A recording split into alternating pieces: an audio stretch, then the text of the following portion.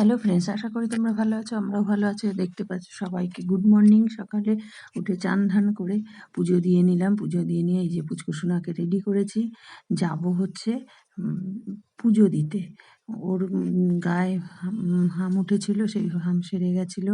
শীতলা মায়ের কাছে পুজো দিতে যাব। তাই এ দেখো এখানে ডাব, আপেল, লেবু, কলা, মিশ্রি, ফুলের মালা, ধূপকাঠি, মোমবাতি সব নিয়ে নিয়েছি।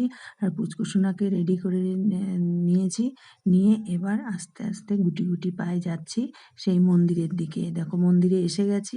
এসে এই দেখো শীতলা মায়ের মন্দির, ডিব্রুগড়ে। বেশ বড়ই মন্দিরটা। পুজো টুজো দিয়ে আরতি টারতি করে দেখো সব ঠাকুমশাইকে প্লেট দিল। ঠাকুমশাই প্লেটটার উপরে সব রাখতে বললো। রেখে সব নামিয়ে দিয়ে ধূপকাঠি মোমবাতি একটু জ্বালিয়ে দিয়ে মাকে একটু আরতি করলাম। আরতি করে আমার পুচকুসোনাকে নিয়ে একটু ঠাকুরমশাই মায়ের পায়ের সামনে দিয়ে একটু আশীর্বাদ দিল।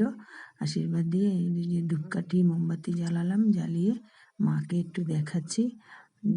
যেহেতু মার কাছে বলেছিলাম যে ও যেন ভালোভাবে ঠিক হয়ে যায়, তাড়াতাড়ি ওর যেন কোনো অসুবিধা না হয়। আর এবার দেখো আস্তে আস্তে করে পুজো দিলাম। আর বললাম যে একটু ডাবের জল একটু দিয়ে দেবেন, গায়ে মাখাবো।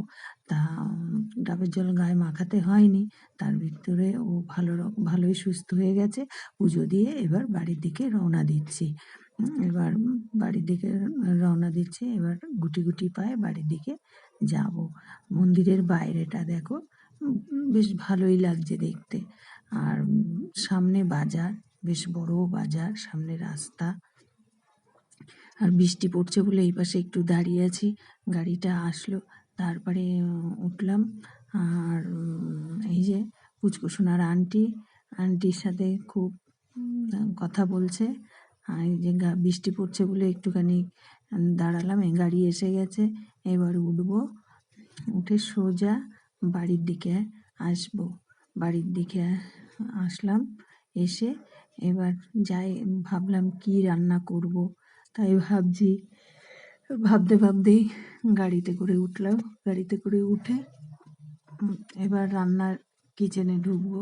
ঢুকে এবার দেখবো কি রান্না করা যায়। সবারই তো সকাল হলে চিন্তা হয় যে আজকে কি রান্না হবে, কি খাওয়া দাওয়া হবে। এই যে আলু কেটে নিয়েছি, চাকচাক করে বানাবো হচ্ছে আলু পোস্ত। এদিকে ভাত হয়ে গেছে। আর এদিকে দেখো একটু তিতো করেছি। তিতো সর্ষে বাটা দিয়ে, উচ্ছে আর আলু দিয়ে, আর কালকের একটু সয়াবিন ছিল, সেই সয়াবিন দিয়ে এই দিয়ে আজকে চালিয়ে নেব। আর কালো জিরে সম্বরা দিয়ে দিলাম তেলের ভিতরে, দিয়ে আলুগুলো বেশ ভালো করে ভেজে নেব। আর একটু খুব অল্প জল দিয়েই আমি এই পোস্তটা রান্না করব। এই আলু পোস্তটা খেতে কিন্তু ভীষণ ভালো লাগে। অনেকে জল দিয়ে একটু ঝোল ঝোল রাখে, আমি রাখবো না অতটা। একটু টমেটো পেস্ট দিয়ে দিলাম পোস্তর কাঁচা লঙ্কা বাটা। এবার গ্যাস সিন করে নাড়াচাড়া করে ভালো করে বেশ গামাখা হয়ে যাবে। উপর থেকে সামান্য একটুখানি নুন দিলাম, দিয়ে আর একটু চিনি দিলাম, দিয়ে এবার পরিমাণ মতো ওই পোস্তর বাটিটা ধুয়ে একটু জল দিয়ে দেখো রেখে দিলাম। আর উপর থেকে কাঁচা সর্ষের তেল দিয়ে ভালো করে নাড়াচাড়া করে নিয়ে নামিয়ে নিলে রেডি আলু পোস্ত। আর আমার চ্যানেলটি যদি ভালো লাগে আমাকে লাইক, শেয়ার, কমেন্ট ও সাবস্ক্রাইব করে দিও প্লিজ।